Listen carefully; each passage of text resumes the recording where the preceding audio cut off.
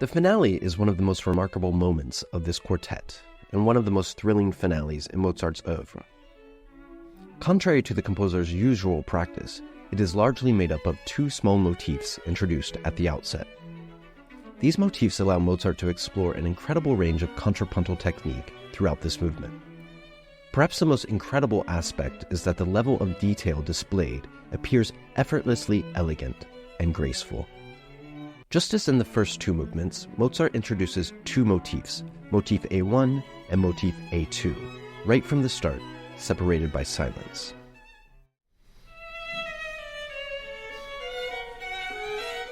These two simple and seemingly banal motifs then allow Mozart to show off his skill at counterpoint. From here, these two motifs are the only material he uses in theme group A, and it's a veritable showcase of counterpoint. Mozart combines these motifs in uncountable ways, using imitation, inversion, extension, and truncation.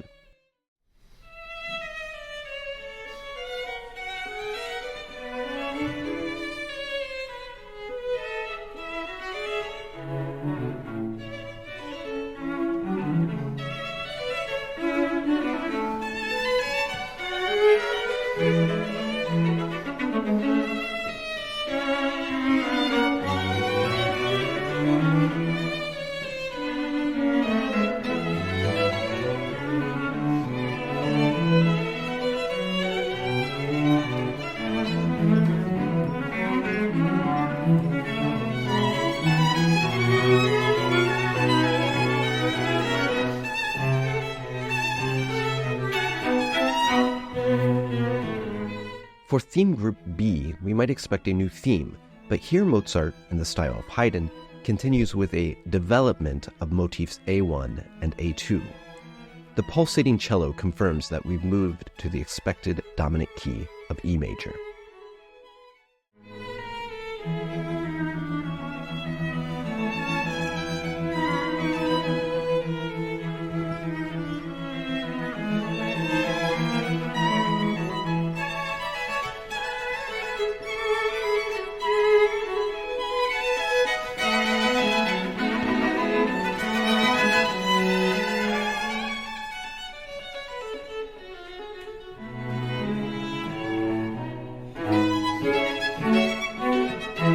In the closing theme group, Mozart finally gives us a second theme, theme C. But just as it seems we've been liberated from the obsession of motifs A1 and A2, they creep back in at the end of the exposition.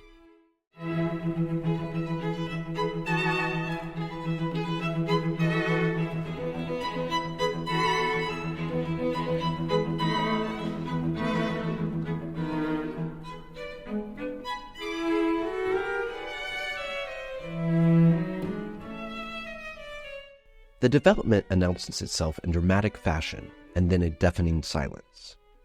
From here, Mozart continues his imitative counterpoint of motifs A1 and A2.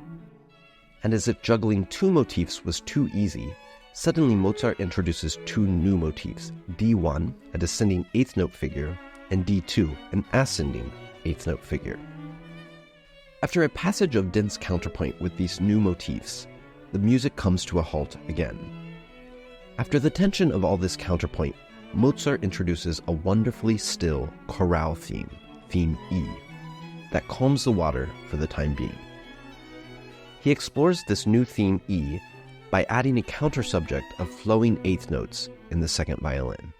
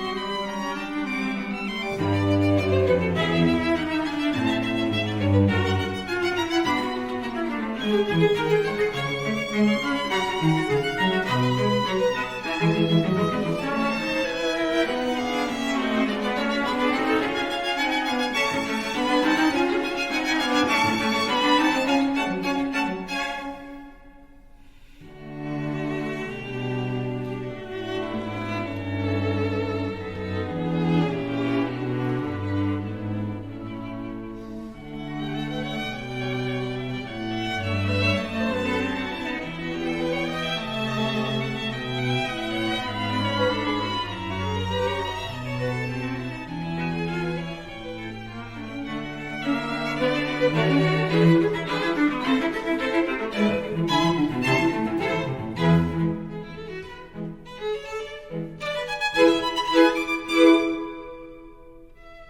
recapitulation brings back what we heard in the exposition, but this time we hear it with the added motifs D1 and D2 that were introduced in the development. Here Mozart ramps up the contrapuntal action.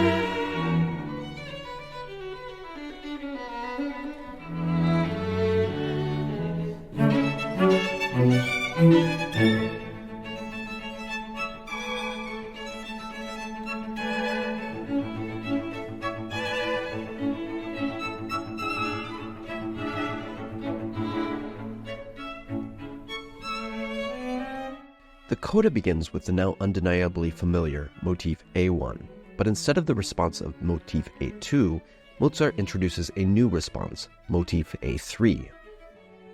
He then goes on to show off his contrapuntal prowess for a final time, with motifs A1, A3, D1, and D2. The movement ends in a beautiful whisper.